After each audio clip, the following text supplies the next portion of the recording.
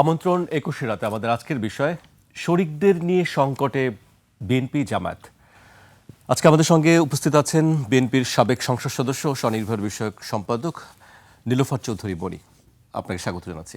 আমাদের সঙ্গে আছেন অ্যাডভোকেট মোহাম্মদ আতিকুর রহমান, কেন্দ্রীয় মজলিসে শুরা সদস্য, বাংলাদেশ জামায়াত ইসলামী। আপনাকে স্বাগত জানাচ্ছি। ওয়ালাইকুম আসসালাম। আমি মনি আপাকে দিয়ে শুরু করতে চাই। আজকে অন্যতম একটি বড় আলোচনার বিষয়, বিএনপির ভারপ্রাপ্ত চেয়ারপারসন তারেক রহমান নিজেই বলেছেন যে তিনি ২৫ তারিখে দেশে ফিরছেন এবং নেতাকর্মীদের বিমানবন্দরে তাকে যেন কেউ বিদায় জানাতে না যায় সে বিষয়ে তিনি অনুরোধ জানিয়েছেন। না, বিদায় জানানোর কথা বলেছেন, লন্ডনের কথা বলেছেন তিনি আর কি।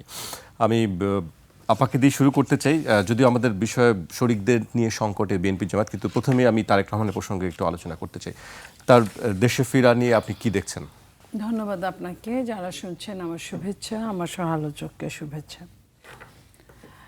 দেখেন, অনেক দিন নির্বাসনে একরকম প্রবাসী নির্বাসনে থাকার পর নেতা ফিরবেন, এটা আমাদের জন্য অনেক বড় সুখের সংবাদ। উনি ফিরছেন অবশেষে, এবং আসার পরে আমরা মনে করি যে বাংলাদেশের অনেক জায়গায় রাজনৈতিক যে অশুভ একটা কালচার ইতিমধ্যে শুরু হয়ে গেছে এই নির্বাচনকে কেন্দ্র করে, সেখান থেকে আমরা মনে করি যে উনি আসলে, কিংবা নিজের দলেরও কিছু সমস্যা আছে, সেগুলো সব কিছু আমার মনে হয় যে মিটে যাওয়ার মতো পরিস্থিতি তৈরি হবে এবং আগামী নির্বাচন সুন্দরভাবে হওয়ার জন্য আমরা আশাবাদ ব্যক্ত করছি।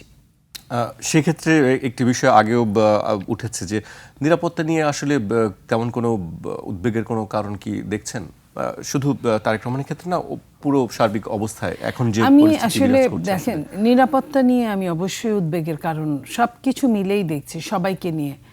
একটা দিনের বেলা নামাজের পরে, শুক্রবারের জুম্মার পরে, হাদির মতো একটা ছেলে, তরতাজা ছেলে, এইভাবে একদম এটা কি বলবো, অব্যর্থ গুলিতে সিরিয়াস মুমূর্ষু ইনজুর্ড হবে, তার বাঁচারই কথা না, এখন যেটুকু আছে আল্লাহই ভালো জানেন। কারণ যেখানে গুলিটা খেয়েছে, আমি সেইভাবে কথা বলছি বৈজ্ঞানিক দৃষ্টিভঙ্গিতে, হাদির বাঁচাটা সম্পূর্ণই মিরাকেল। তো এই যে এই দিনে দুপুরে যে ঘটনাটা ঘটেছে, এবং তার আগে একটা দলের সাধারণ সম্পাদক সে ওপেনই বলেছেন, চ্যালেঞ্জ দিয়ে, যে 50-এর অধিক নেতাদের জীবন খুবই ঝুঁকির মুখে আছে। তো সেইখানে আমরা তো দেখলামই হাদিকে দিয়ে, যেটা আমরা দেখলাম, বা তা হাদির আগেও চিটাগাংয়ের যে বিএনপি প্রার্থী, তাকে যেভাবে গুলি পেটের মধ্যে দিয়ে করা হলো এবং একজন মারা গেল, সেগুলো কিন্তু এই গোলাগুলিটা কিন্তু আপনার সন্ত্রাসী দ্বারাই কার্যকর হচ্ছে। পাবনার ঈশ্বরদীতে সেইখানেও আপনি দেখেন যে যাকে দেখা গেল, যে যেভাবেই বলুক না কেন, সে একটা দলের লোক। এবং এখানেও যাদেরকে নিয়ে কথা বলা হচ্ছে, একটা দলকে সে ধারণ করে, এবং চিটাগাংয়ের জিনিসটা অনেকটাই সন্ত্রাসী। তারপরেও সন্ত্রাসীরা তো দলের হয়েই কাজ করে। তাই সেই জায়গায় আমরা বলতে চাই যে এই যে তিনটা ঘটনা বড় বড় ঘটে গেল, আর প্রতিদিন তো মারামারি তো চলছেই এবং মার্ডারও হচ্ছে। তো সেইখানে আমি সামনের নির্বাচনটা একটা চ্যালেঞ্জ আমি মনে করি। এবং গতকালকে যখন প্রধান উপদেষ্টা ভাষণ দিলেন জনগণের উদ্দেশ্যে হঠাৎ করে, তখনও উনি কিন্তু সুন্দর ভাষণের মধ্যেও কিন্তু ঢুকিয়ে দিলেন যে কি হতে পারে, কি হতে যাচ্ছে, যে একটা পরিত্যক্ত শক্তি ফিরে আসার জন্য প্রবল চেষ্টা করছে। আমার যদি ভুল না হয়, এই কথাটা কিন্তু অসত্য এই কারণেই, আপনি যদি বলেন যে 100 কোটি টাকা দিব, 1000 কোটি টাকা দিবেন, আপনি আওয়ামী লীগের সভানেত্রী দেশে ঢুকবে, আর কেউ বিশ্বাস করলে আমি করি না যে মাথায় ফাঁসির অর্ডার নিয়ে এই মুহূর্তে তার সব কিছু ঠিকঠাক না করে, যার কিনা দলের কর্মীরা আপনার জঙ্গি মিছিল করে হঠাৎ করে, একসময় জামাত যেভাবে করতো, একসময় বিএনপি যেভাবে করতো, হঠাৎ করে করতে না করতে শেষ করে ফেলে, তারা যে ঢুকে যাবে এমন পরিস্থিতি হয় নাই। কিন্তু এই ভয় দেখানোটা কিন্তু একটা সিগনিফিকেন্ট আপনার নির্দেশনা দেয়। তারপরে আপনার আরও কি বলেছেন যে আরও পরিস্থিতি খোলাটা হতে পারে বা খারাপের দিকে যেতে পারে। তো এই যে জিনিসগুলো এটা কি ভালো কোনো লক্ষণকে প্রকাশ করে?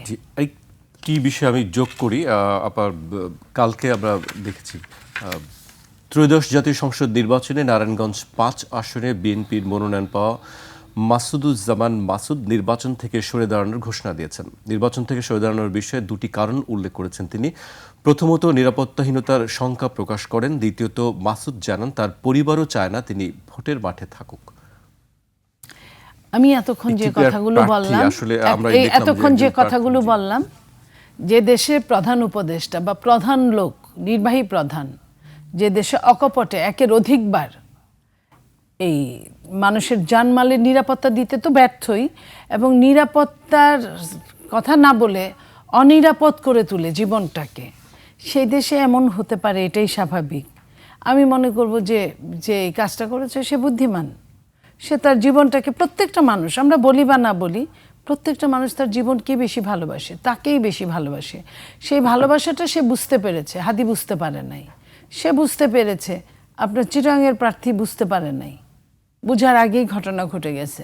তো এইসব দেখে সে যে বুঝতে পেরেছে, এবং তার ইতিহাস যদি আপনি ব্যক্ত করি, তাহলে তার কিন্তু একটা ব্যাকগ্রাউন্ড আছে, ব্যাকগ্রাউন্ডটাও কিন্তু খুব শুভকর না। সো তার তো একটা এমনিতেই একটা রিস্কের মধ্যেই আছে। আর যে এলাকায় দাঁড়িয়েছে সে এলাকাটাও রিস্ক ফ্রি এলাকা না। সো সব কিছু মিলে আমি মনে করি এই ব্যর্থতার দায় সরকারকেই নিতে হবে। কারণ একটা দেশে একজন প্রার্থী যখন এই ধরনের উক্তি দিয়ে প্রেস কনফারেন্স করে যখন পদত্যাগ করে, মানে ইলেকশন করতে অনীহা প্রকাশ করে, তিনি সেই আশ্বস্তর জায়গাটা তিনি দেখতে পাননি। উনি দেখতে পাননি। উনি নিজেও কিন্তু একদম খুব ভোলাভালা মানুষ না, উনিও কিন্তু শক্তি প্রয়োগ বা শক্তি প্রতিহত করার লোক। তারপরেও যখন এই কথাটা উনি বলেছেন, ওনার জায়গায় আমি যদি বলতাম তাহলে ভাবতেন যে হ্যাঁ ঠিক আছে, নরম সরম মানুষ, সেটা একটা কথা। বাট উনি যখন এই কথাটা বলেছেন, তখন সরকারের উপরে এই ব্যর্থতার দায়টা পড়ে। এবং সরকার যে কথাগুলো বলেছেন সেটাকেই উনি প্রমাণ করে দেখালেন যে দেশের অবস্থা কতটা নাজুক। জি, আমি আপনার কাছে আবারও আসবো। এই পর্যায়ে আমি অ্যাডভোকেট আতিকুর রহমানের কাছে আসতে চাই। নিরাপত্তা অবস্থা নিয়ে আসলে আপনারা কি ভাবছেন? বিশেষ করে আপনি নিজেও একজন প্রার্থী হিসেবে প্রতিদ্বন্দ্বিতা করার চিন্তা করছেন। এই মুহূর্তে আসলে নিরাপত্তা পরিস্থিতি কেমন প্রার্থীদের জন্য? জি, ধন্যবাদ আপনাকে, ধন্যবাদ আমাদের সহ আলোচক এবং দেশবাসী যারা শুনছেন, সবাইকে আমাদের শুভেচ্ছা এবং সালাম। দেখুন, আমাদের নির্বাচনী তফসিলের পরের দিনের ঘটনাটা, এটা আমাদের সবাইকে হতবাক করেছে। আমরা সবাই মর্মাহত। আসলে আমাদের একজন জুলাই যোদ্ধার উপরে প্রথম অ্যাটাকটা হওয়া, তো আমরা মনে করি এটাকে আমরা বিচ্ছিন্ন কোনো ঘটনা মনে করছি না। এবং আমরা মনে করি যারা আগামী নির্বাচনটাকে বন্ডুল করতে চায় তারাই মূলত আসলে এই মুহূর্তে নির্বাচন বন্ডুল করতে দেখুন, বাংলাদেশে তো এখন দীর্ঘ যারা বাংলাদেশে জোর করে ক্ষমতায় ছিল এবং 5ই আগস্টের পরে যাদের অত্যন্ত শোচনীয় পরাজয় হয়েছে এবং যারা বলা যায় দেশ ছেড়ে পলাতক, তারা এখন আবার রাজনীতিতে এসে সন্ত্রাস করে, নৈরাজ্য করে, তাহলে তাদেরকে আসলে প্রতিহতটা করবে কে? যে আপনি যে বক্তব্য বলছেন সেই বক্তব্য আসলে আমরা সবাই জানি, সবাই দিচ্ছি। আমরাও বলি, দেখুন বাংলাদেশে এত বড় একটা ঘটনা ঘটার পরে জনগণের যে আকাঙ্ক্ষা ছিল যে ফ্যাসিবাদী গোষ্ঠীকে আমাদের যেভাবে দমন করা দরকার ছিল, দেখুন বাংলাদেশে যেই পরিমাণ জুলুম হয়েছে, নিপীড়ন হয়েছে, এবং আপনার 5ই আগস্টের ঘটনাটা ঘটেছে তার একদিন আগে যেভাবে আওয়ামী লীগ দলীয়ভাবে ঘোষণা দিয়ে তার নেতাকর্মীদেরকে মাঠে নামিয়ে দিয়েছিল, যেভাবে সারা দেশে বলা যায় ব্যাপক লাশ পড়েছিল সেই দিন, এর কয়জন আসলে গ্রেপ্তার হয়েছেন? বাংলাদেশে হয়তো তারা ঊর্ধ্বতন নেতারা তারা পালিয়ে গেছেন। দেশে এখনও বহু ধরনের ফ্যাসিবাদী শক্তি আছে, যাদের কাছে বৈধ অস্ত্র আছে, অবৈধ যাদের অস্ত্র আছে, এবং যারা বিপুল টাকা পয়সার মালিক। আপনি যদি খেয়াল করে দেখবেন, আমি জানি না এটা বাংলাদেশ ব্যাংক দেখে কিনা, যারা বিগত সময় আওয়ামী লীগের নেতা ছিলেন, ওয়ার্ড পর্যায়ের একজন সাধারণ সদস্য কিন্তু কোটিপতি হয়েছেন, হিউজ তাদের হাতে কিন্তু টাকা আছে। তারা এখন চাইবেই, কারণ যদি তারা কোনোভাবেই তাদের তো অস্থিতিশীলতা তৈরি করতে চাইবে, যেটি আমরা সবাই বলছি, রাষ্ট্রের সর্বোচ্চ জন্য পর্যায়ে আমরা থেকে বলছি যে কিন্তু আমাদের সরকারের যে ভূমিকাটা, এটা আমরা কোনোভাবে কিন্তু সন্তুষ্ট নয়। বিশেষ করে আমাদের স্বরাষ্ট্র উপদেষ্টা, আইন উপদেষ্টা, ওনারা যতভাবে কথা বলেন, আমার কাছে মনে হচ্ছে আইনশৃঙ্খলা বাহিনী দেশের আইনশৃঙ্খলা পরিস্থিতিকে নিয়ন্ত্রণ করার জন্য যেভাবে ভূমিকা রাখা দরকার সেভাবে ভূমিকা রাখতে পারছেন না, কিংবা তারা সব জায়গায় সাপোর্ট পাচ্ছেন না। দেখুন, উপরে হয়তো আপনি নির্দেশ দিচ্ছেন কাজটা করতে হবে, যেটা আমরা দেখেছি আমাদের সময়ে একদম সাধারণ কনস্টেবল গিয়ে আমাদেরকে অ্যারেস্ট করেছে, শুনছি এখানে শিবির আছে। এখন আমাদের কাছে মনে হচ্ছে কিছুটা চেইন অফ কমান্ড, অথবা যেভাবে সরকার চাচ্ছে, যেহেতু এখনও প্রশাসনের ভিতরে বিশেষ করে আইনশৃঙ্খলা বাহিনীর মধ্যে রুট লেভেলে ব্যাপক সংখ্যক ফ্যাসিবাদী গোষ্ঠীর নিয়োগ করা ব্যক্তিরা সেখানে আছেন, তারা কোনোভাবেই যাতে পরিস্থিতি নিয়ন্ত্রণ হোক তারা চাচ্ছেন না হয়তো, কারণ তারাও মনে করেন যাতে করে আবার তাদের সে প্রিয় দল আসতে পারে কিনা। নানাভাবে হয়তো সরকারের ভিতরের থেকে বাইরের থেকে ষড়যন্ত্রের কারণে যেভাবে আমরা প্রত্যাশা করেছিলাম যে পুরো দেশ এখন সরকারের নিয়ন্ত্রণে থাকবে, কোনো সন্ত্রাসী কার্যক্রম থাকবে না, সেই ক্ষেত্রেও সরকার সফল হয়নি। আমি যদি বলি, দেখুন আজ পর্যন্ত বাংলাদেশে এখন কি আবার ওনারা মানে আরেকটা অপারেশন শুরু করেছে। সরকারি, আপনি বলছেন সরকারের নিয়ন্ত্রণে নেই বাংলাদেশ? শুনেন, নিয়ন্ত্রণ যেটা বলছি আমি, দেখুন সরকারের যে সুপ্ত অবস্থান নেওয়ার কথা, সরকার যদি সঠিক ভূমিকা নেয়, কোনো সন্ত্রাসীর পক্ষে এই কার্যক্রম চালানো সম্ভব না। কিন্তু নিচ্ছে না কেন? না, সেটাই তো আমাদেরও কোশ্চেন। ইতিমধ্যে আমরা বলেছি তো, স্বরাষ্ট্র উপদেষ্টা উনি সাবেক, তিনি ডিফেন্সের মানুষ, যেভাবে জনগণ আশা করেছিল যে আইনশৃঙ্খলা বাহিনীকে দিয়ে মানুষের মধ্যে একটা স্বস্তি তৈরি করে দেওয়া, যে ইলেকশন হবে, হয় সন্ত্রাসীরা গ্রেপ্তার হবে, কিন্তু আমরা দেখলাম কোনো সন্ত্রাসী বরং আমরা দেখলাম যে অস্ত্র মার্শাল তারা জামিন পেয়ে যাচ্ছেন। আমরা মনে করি এখনও সুযোগ আছে, বৈধ অস্ত্র সরকার তার নিয়ন্ত্রণে নিয়ে নেবেন, এবং যেগুলো অবৈধ অস্ত্র আছে এবং যারা তালিকাভুক্ত সন্ত্রাসী, একজন সন্ত্রাসীও বাহিরে থাকে ইলেকশনকালীন এই সময়, একজন সন্ত্রাসী কী করতে পারে, সে কোনো একটা ঘটনা ঘটিয়ে আবার সে ভিন্নতা নিয়ে আসতে। আমরা সরকারকে বলবো, আপনারা মুখে যা বলছেন, মানুষের মধ্যে আস্থা যাতে করে সংকট তৈরি না হয়, তার জন্য আপনারা গ্রেপ্তার করুন, যাতে করে কোনো মানুষ হুমকির মধ্যে না পড়ে। এবং আমরা বলবো যে অবৈধ যাদের অস্ত্র আছে সেগুলো আপনারা ইতিমধ্যে অভিযান চালিয়ে আপনারা সেগুলো কী করুন, আপনাদের হলো সরকারি জিম্মা নিয়ে, এবং যারা তাদেরকে আপনি গ্রেপ্তার করুন, যাতে মানুষের মধ্যে কোনো শঙ্কা তৈরি না হয় নির্বাচনকে ঘিরে। আমি একটু আপার একটু কথা বলি, আপা কিন্তু কথা বলতে গিয়ে একটা কথা বলে ফেলেছেন যে জঙ্গি মিছিল একসময় জামাতও করতো, এটা কিন্তু সঠিক বলেন নাই, উনি বলতে হয়তো কোনোবার বলে ফেলেছেন। দেখুন, জামাত তো তখন রাজনৈতিক রাইট ছিল আমাদের, কিন্তু সরকার নিষিদ্ধ করে নাই, কিন্তু আওয়ামী লীগ আমাদেরকে তখন কাজ করতে দেয়নি। আমাদের কোনো মিছিল জঙ্গি মিছিল বলা কোনো সুযোগ নেই, আমরা মিছিলের অধিকার ছিল না, আমরা অধিকার প্রয়োগ করার চেষ্টা করেছি। আওয়ামী লীগের বর্তমানের সাথে জামাতের মিছিলকে মিলানোর কোনো সুযোগ কিন্তু এখানে নাই। এটা আমি ওনাকে একটু করার কথা। আপনার কাছে আমার আরেকটি প্রশ্ন, আপনি বলছিলেন যে আইন শৃঙ্খলা পরিস্থিতির কথা বলছিলেন, সরকারের কথা বলছিলেন, স্বরাষ্ট্র উপদেষ্টার কথা বলছিলেন। আমরা সম্প্রতি দেখলাম যে ডাকসু নেতারা সচিবালয়ে গিয়ে স্বরাষ্ট্র উপদেষ্টা, আইন উপদেষ্টা, পররাষ্ট্র উপদেষ্টার পদত্যাগের জন্য 48 ঘন্টার আলটিমেটাম বেঁধে দিয়েছেন। তারপরে দেখলাম স্বরাষ্ট্র উপদেষ্টাও কিন্তু সেই বক্তব্যকে সমর্থন করেছেন যে আসলে ডাকসু নেতারা যে দাবি তুলেছেন সেটি যৌক্তিক। তাহলে মানে 48 ঘন্টার মধ্যে কি মনে হয় আসলে তারা কি পদত্যাগ করবেন? এটা তো ডাকসুর নিজস্ব প্রোগ্রাম, সেটার উপর আমার পক্ষে মানে কঠিন। না, আপনি দেখেছেন নিশ্চয়ই। হ্যাঁ, আমি দেখেছি তারা আলটিমেটাম, এবং এটা সবচেয়ে মানে হলো যে স্বরাষ্ট্র দাঁড়িয়েছিলেন, জি, তাকে রেখে কিন্তু ঘোষণাটা দিয়েছেন। তিনি বলেছেন যে এটি যৌক্তিক। আমরা মনে করি এই জায়গা থেকে সরকারকে মেসেজ দিতে হবে যে বাংলাদেশের কেউ কিন্তু জবাবদিহিতার ঊর্ধ্বে নন। যদি আপনি সঠিকভাবে আপনার দায়িত্বটা পালন করতে না পারেন, যিনি যে দায়িত্বে আছেন, অবশ্যই আপনাকে জবাবদিহিতার আওতায় আসতে হবে।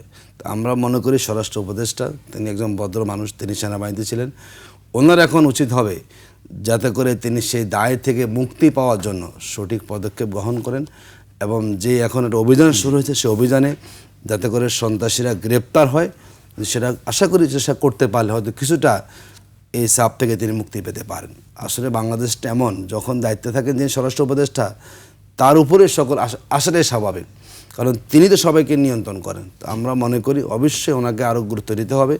আমরা নির্বাচন কমিশনকে বলবো আপনারাও সেখানে পদক্ষেপ গ্রহণ করুন, যাতে মানুষের মধ্যে আস্থার সংকট তৈরি না হয়। এবং আমি আবারও বলছি যাতে করে দেশের আইনশৃঙ্খলা পরিস্থিতি অবনতি ঘটিয়ে যাতে কেউ সুযোগটা গ্রহণ করতে না পারে, যার জন্য অন্তর্বর্তীকালীন সরকারের আইন উপদেষ্টাকেও বলবো, স্বরাষ্ট্র উপদেষ্টাকেও বলবো, আমি গোটা গভর্নমেন্টকে বলবো, আপনারা সবাই মিলে এক হয়ে যাতে করে কাজ করুন, যাতে কোনো অবস্থাতে ভিন্ন কোনো শক্তি, ভিন্ন কোনো পরিবেশ তৈরি করে তারা নির্বাচনকে ব্যাহত করার সুযোগ সেখানে না পায়। জি, আপনার কাছে আবারও আসবো। আমি এ পর্যায়ে মনি আপার কাছে আসছে। আপা, আপনি কিভাবে দেখছেন যে সার্বিক নিরাপত্তা পরিস্থিতির যে অবস্থা, তাতে কি প্রার্থীদের আশঙ্কা বা পরিস্থিতি, পুরো পরিবেশ নির্বাচনের জন্য আসলে কি কতটুকু ঠিক থাকবে? আমি মনে করি যে যে দেশের সরকার নিজে ব্যর্থ, সেই সরকারের আন্ডারে এই ধরনের কোনো প্রার্থী সে নিরাপদ না। আপনি খেয়াল করেন যে হাদিকে মেরেছে এই যুগে 2025 সালে, যেখানে আপনার সিসিটিভিতে পুরাটা দেখা গেল, তারপরে সেই খুনি কোথায় কোথায় আছে এটাও কিন্তু আমরা বিভিন্ন অ্যাঙ্গেলে শুনতে পাচ্ছিলাম যে আসামি এখন এই জায়গায় অবস্থান করছে, এই জায়গা থেকে দেশ ছেড়ে চলে গেল। হ্যাঁ, টাকা পাঠানো হলো, গাড়ি বদল করলো, সবকিছু করলো, দেশ ছেড়ে চলে গেল, একটা বিগলিত হাসি দিয়ে ছবি দিল।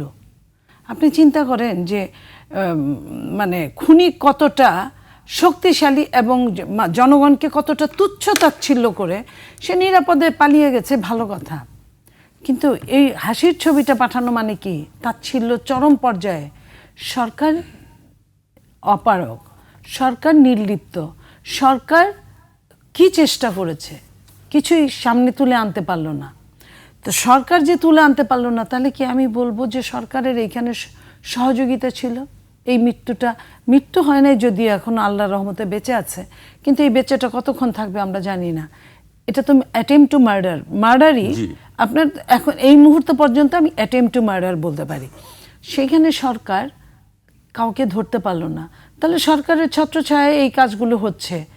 যে দেশের সরকারের ছত্রছায়ায় আপনার সন্ত্রাসী কার্যক্রম প্রাতিষ্ঠানিক রূপ লাভ করে, সেইখানে একই সাথে তো দুইটা কাজ চলতে পারে না। একই সাথে আপনার নির্বাচনের কাজ চলবে, নির্বাচনের প্রার্থীরা ভোট চাইবে, সে প্রত্যেকটা মুহূর্ত সে ভয়ে ভয়ে ভোট চাইবে, সে তো ভালো করে ভোটও চাইতে পারবে না। একটা মানুষ, আপনি ভোটার, আমি প্রার্থী, আমি যদি আপনাকে আশ্বস্তই না করতে পারি, আপনার মাথায় আপনার ঘাড়ে একবার হাত দিয়ে যদি আমি আপনাকে ওইটুকু আশ্বস্ত না করতে পারি যে আমি পাশ করলে আপনার এলাকার এইটুক কাজ আমি করতে পারবো, আপনি আশ্বস্ত না হলে আমাকে ভোট কেন দিবেন আপনি বলেন? আর আমি আমার ভেতরের চরম ভয় নিয়ে আপনাকে আশ্বস্ত করতে পারবো, এই কথাটা কে বলেছে? তার মানে কি আমার সময় নষ্ট, আমার সুযোগ নষ্ট, আমার সমস্ত অপরচুনিটিসটা আপনি গায়েব করছেন। কে? পেছনে নেপথ্যে সরকার। তো সরকারকে তো এই কথাগুলোই এই 1.5 বছর আমরা বলেছি। সরকার কি কি করছে না। আপনার বিরোধী দলকে কেন ছায়া সরকার বলে? আমরা তো বিরোধী দলের রোল প্লে করছি। সরকারের সাথে তো আমার জমি জিরাত টাকা পয়সা নিয়ে কোনো দ্বন্দ্ব নাই, ঝগড়া নাই যে আমি তার বিরোধিতা করতে যাব। আমি যে কথাগুলো তাকে বলছি, ওই কাজগুলো ফলো করলেই সরকার কিন্তু একটা একদম সর্বজনের একদম ম্যান্ডেট পাওয়া সরকারের রূপ লাভ করে। তো সরকারের তাহলে জোর করে বলতে হয় না। তো যে সরকার, আপনি খেয়াল করেন যে স্বরাষ্ট্র উপদেষ্টার সঙ্গে দাঁড়িয়ে ডাকসুর ভিপি যেভাবে তার পদত্যাগ চাইলেন, এবং সে কি বললেন যে হ্যাঁ, যে কথাগুলো বলেছেন সবগুলোই যৌক্তিক।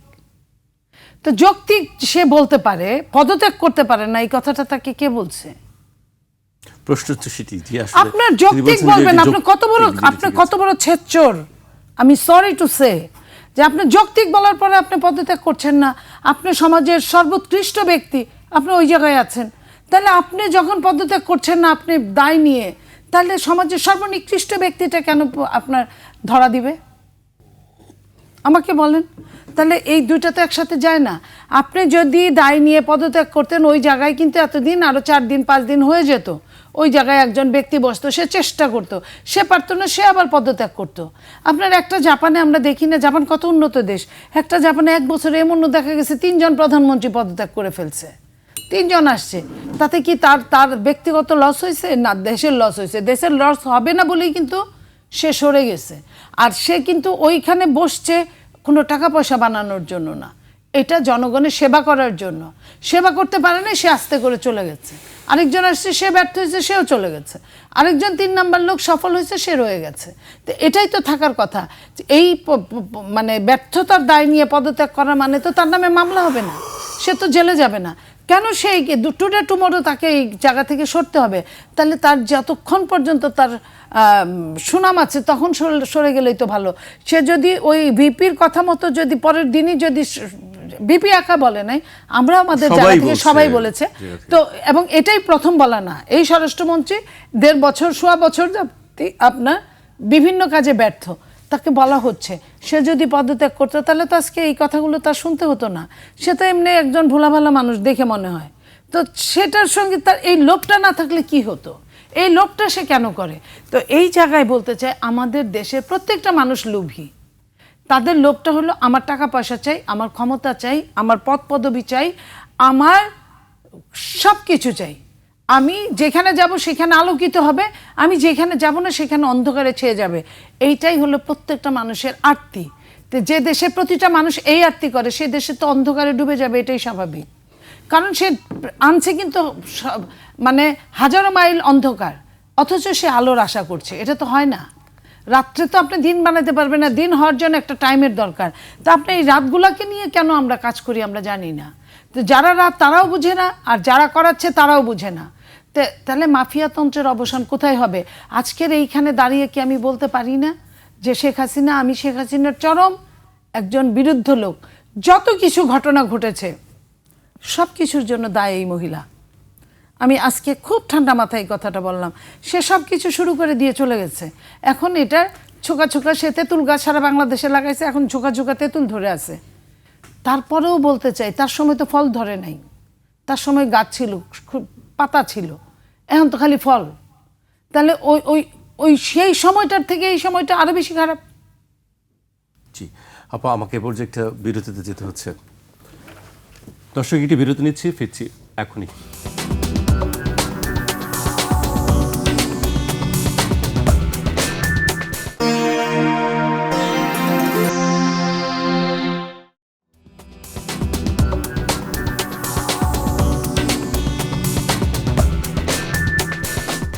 বিরতির পর আবারও স্বাগত। আপনারা দেখছেন 21 রাত। আমাদের সঙ্গে আছেন বিএনপির সাবেক সংসদ সদস্য, স্বনির্ভর বিষয়ক সম্পাদক নীলোফার চৌধুরী মনি এবং বাংলাদেশ জামায়াত ইসলামের কেন্দ্রীয় মজলিসে শুরা সদস্য অ্যাডভোকেট মোহাম্মদ আতিকুর রহমান। এ পর্যায়ে আমি মোহাম্মদ আতিকুর রহমানকে দিয়ে শুরু করতে চাই। আমাদের আলোচনার যে বিষয়টি ছিল অন্য প্রসঙ্গে যেতে চাই। শরিকদের নিয়ে আসলে দুই দলের মধ্যেই আমরা দেখছি একটি অস্বস্তি কাজ করছে। এখনো চূড়ান্ত হয়নি আসলে কে কোথায় নির্বাচন করবে, কোন ভিত্তিতে আসলে আসনগুলো ভাগ হবে। আমরা একটি গণমাধ্যমের রিপোর্ট দেখেছি, সেখানে বলা হয়েছে যে, আমি 8 দলের কথাই বলছি, 300টি আসনের মধ্যে 220টি আসন শরিকরা দাবি করেছেন। এর মধ্যে ইসলামী আন্দোলন বাংলাদেশ সম্ভবত 120টি, খেলাফত মজলিস 30টি, খেলাফত আন্দোলন 20টি, এরকম আসনের কথা তারা দাবি করেছেন। আসলে 300 আসনের মধ্যে 220টি যদি তারাই দাবি করেন, জামায়াত ইসলামী কয়টি আসন নিয়ে আসলে নির্বাচন করবে? দেখুন, আপনাকে ধন্যবাদ। বাংলাদেশের দীর্ঘ সময় আসলে আমরা কেউ নির্বাচন করার সুযোগ পাইনি। এবার যেহেতু একটা ভালো নির্বাচন আমরা আশা করছি সবাই মিলে, এই জন্য এটা ভালো, খারাপ না। যত বেশি আসন দেওয়া যায় ততই তো সব দলের জন্য কল্যাণ। তো ইতিমধ্যে জামাত ইসলামী হয়তো প্রায় সব আসনে আমরা নমিনি দিয়েছি, সব দলে দিচ্ছেন। এবং দেওয়াটাকে আমি যৌক্তিক মনে করি। কারণ এখন যেহেতু আমাদের কথা বলার সুযোগ আছে, যার যার দলীয় আদর্শ নিয়ে কথা বলার সুযোগ আছে, এটি সব দলের জন্যই। তার দলীয় দাওয়াতি কার্যক্রম, তার দলের পক্ষে মানুষকে বেড়ানো, এটি আমি খুব নেগেটিভ দেখছি না। আমরা মনে করি আবার যখন বসবেন লিওজা কমিটি আসন বন্টন নিয়ে, তার এমনি হবে না। নিঃসন্দেহে প্রত্যেকটা দল তার জায়গা থেকে তারা আভ্যন্তরীণ জরিপ করেন যে তার যে নমিনি তিনি দিয়েছেন কিংবা তার যে দলীয় প্রতীক, সেখানে তার দলের অবস্থান কি, তার সেখানে প্রার্থীর অবস্থানটা কি।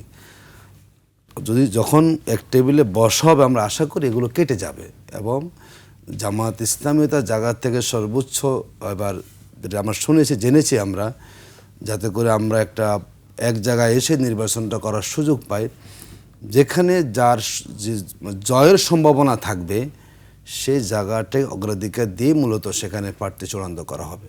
এটি সব দলই দিয়েছেন, আলোচনা হচ্ছে, কথাবার্তা হচ্ছে, এক টেবিলে বসা হবে, বসার পর আবার সবার সমীকরণের সামনে আনা হবে, কে জিতে আসতে পারবে। মূলত এখানে হলো জিতে আসাটাই হলো মূল বিষয়।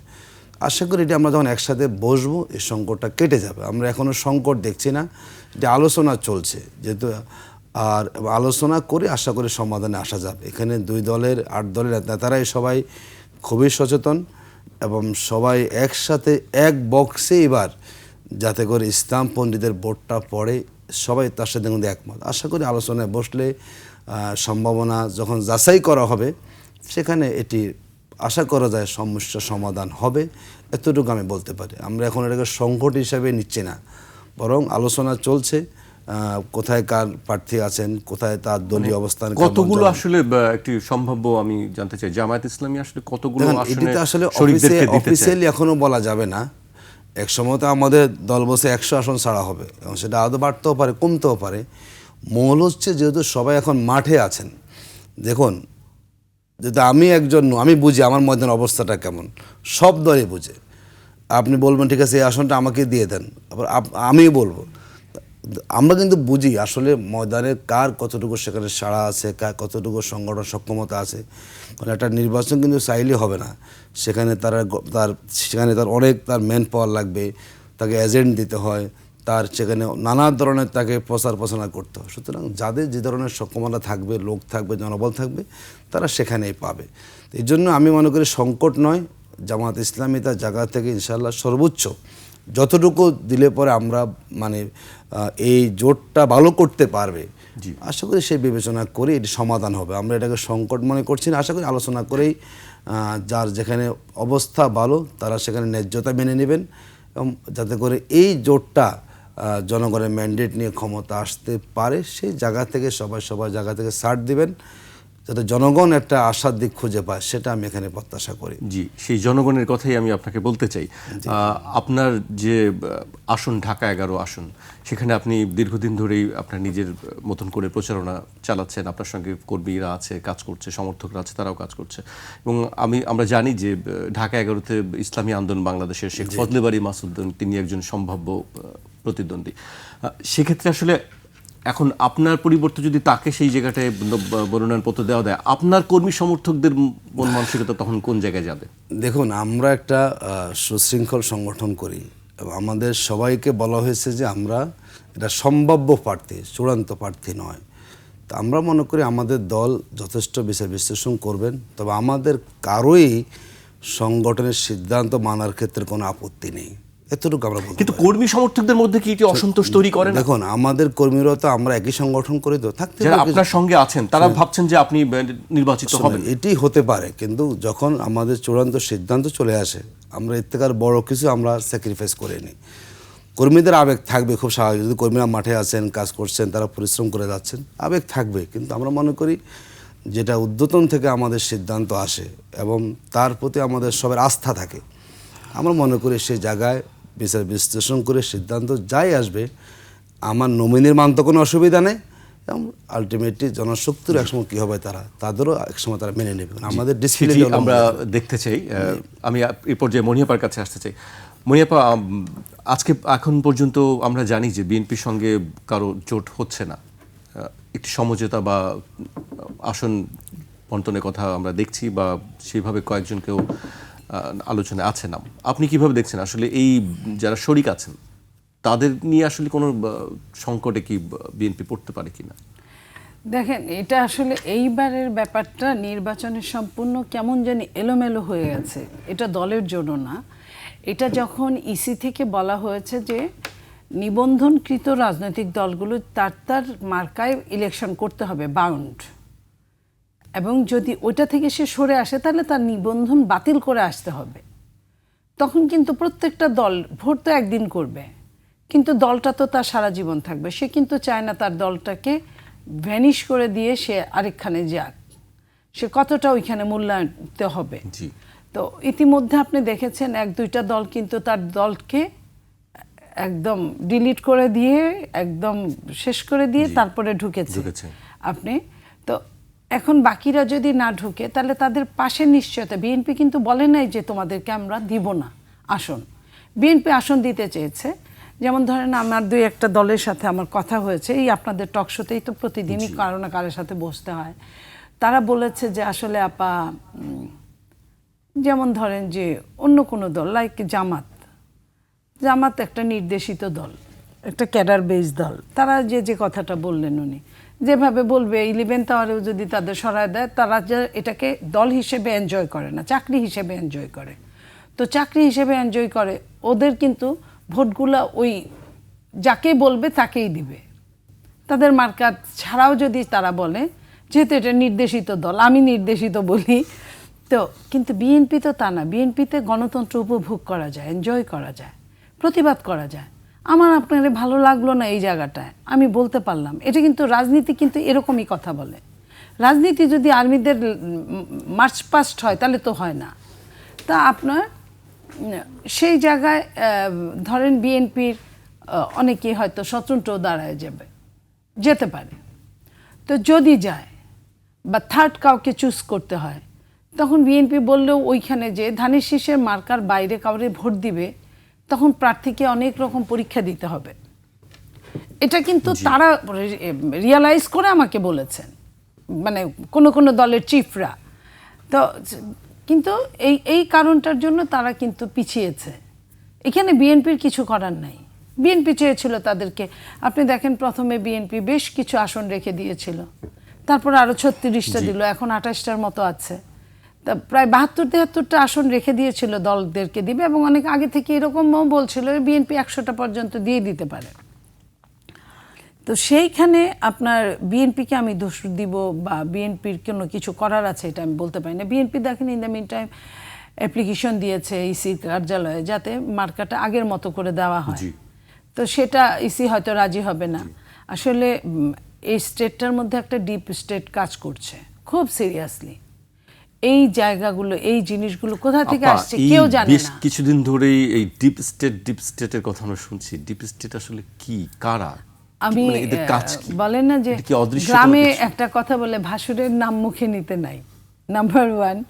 নাম্বার 2 হলো কিছু কিছু জিনিস আছে আপনার অস্তিত্বটা বুঝেন। আমি বাতাস ছাড়া আমি অচল। আমি বুঝি যে এখানে বাতাসের পরিমাণটা কম বেশি, কিন্তু আমরা কেউই কিন্তু বলতে পারবো না বাতাসকে আমরা দেখেছি।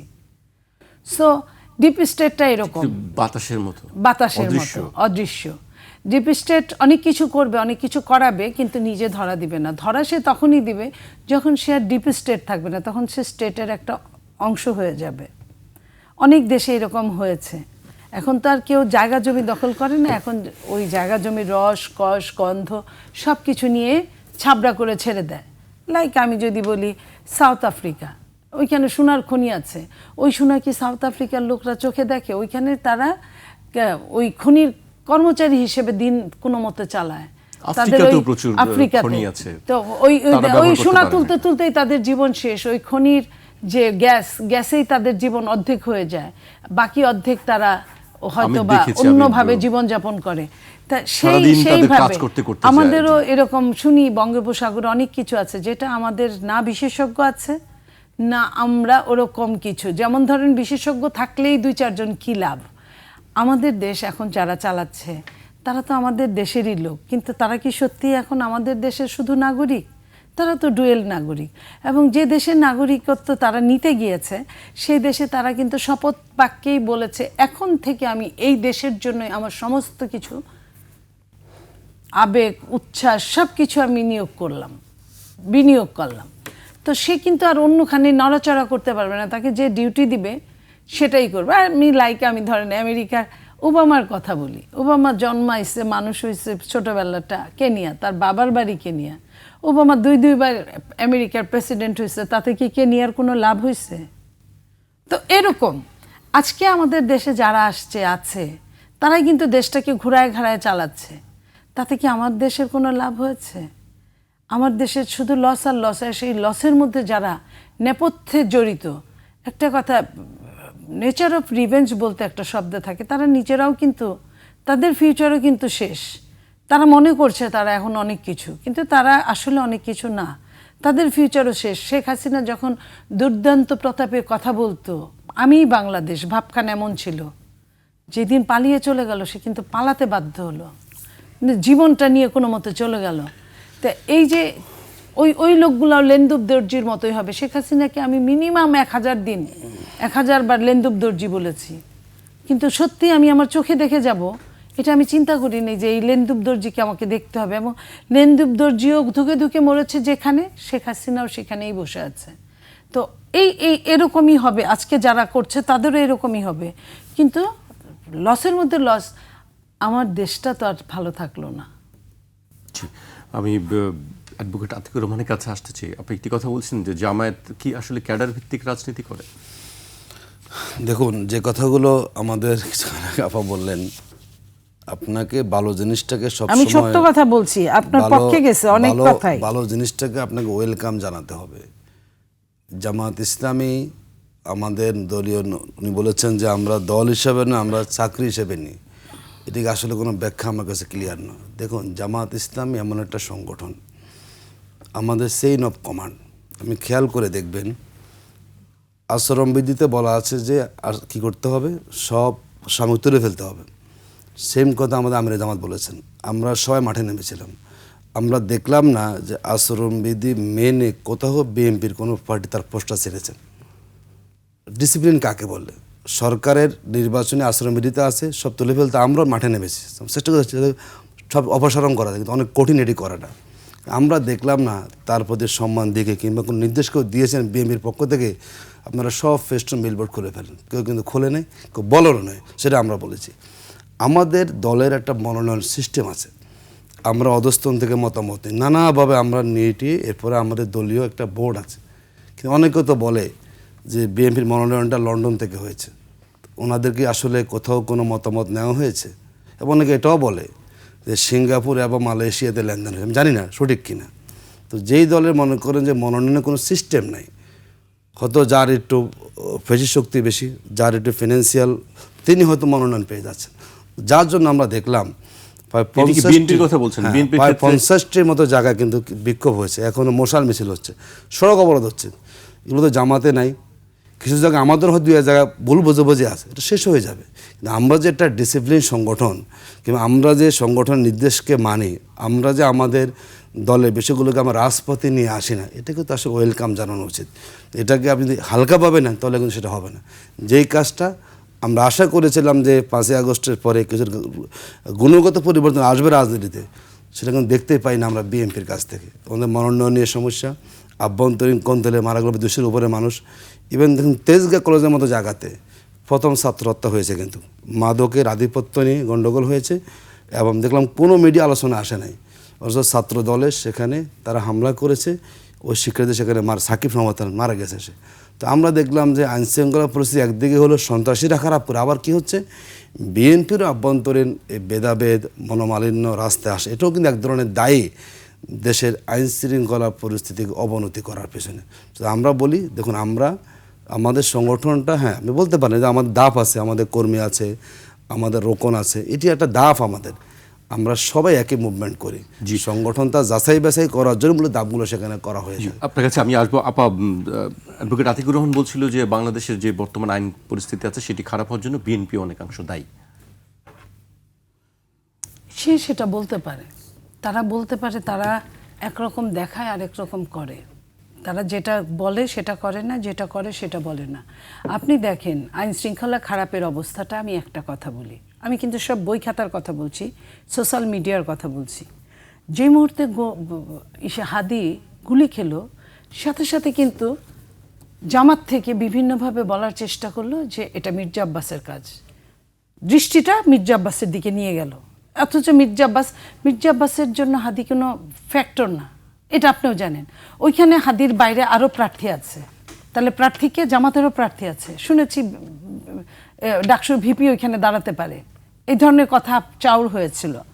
তো সেইখানে তাহলে কে হাদির কম্পিটিটরকে? হাদি না থাকলে লাভ হবে কার? মির্জা আব্বাসের লাভ হবে না, বরং 5টা হাদিকে একখানে করলে মির্জা আব্বাসের সাথে ফাইট দেওয়া যাবে। তাহলে যে ফাইট দিতে পারবে তার লাভ। সে ওইখানে মির্জা আব্বাসের দিকে দৃষ্টিটা দেওয়া, এদিক দিয়ে কিন্তু হাদির খুনিদেরকে পাস করে দিল। এটা কিন্তু আমার কথা না, জুলকারনাইন শাহের থেকে শুরু করে আপনি দেখেন যে যেভাবে কথাগুলো চলতেছিল, কোথায় কোথায় আছে খুনি, যে কথাটা একটু আগে বললাম। তো তাহলে কি এটা কে করেছে? এবং আপনি দেখেন মির্জা আব্বাস যখন দৌড়ে গেল, এটা তার দায়িত্বের মধ্যে পড়ে, তার এলাকার ভোটার, হাদি কিন্তু ওটার বাইরেও ভোটার, তার এলাকার ভোটার যখন ইনজিউর হয়েছে সে ওইখানে দেখতে যাবে। এটা নতুন কিছু না, মির্জা আব্বাস বরাবরই রুগী দেখতে যায়, লাশ দেখতে যায়, জানা যায়। যখন গেল তখন তাকে কারা অপমান করলো, এই মানুষগুলোকে আপনি দেখেন, আঙ্গুল দিয়ে দেখেন, তাহলেই আপনি বুঝতে পারবেন হাদির লোক ছিল তারা।